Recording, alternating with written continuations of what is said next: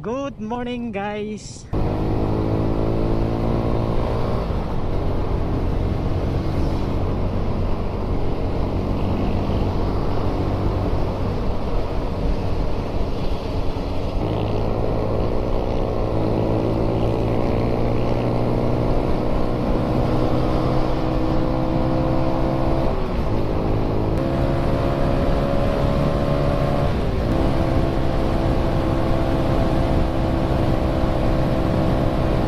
Ito talaga yung nakakabilib sa XRM guys. Ang sarap pa rin gamitin sa mga ganitong crop road no? Kaya lang, yung iingatan lang talaga natin. Mabigla tayo dun sa malaking lubak tapos medyo mabilis pa yung takbo. Baka ma-damage yung mags.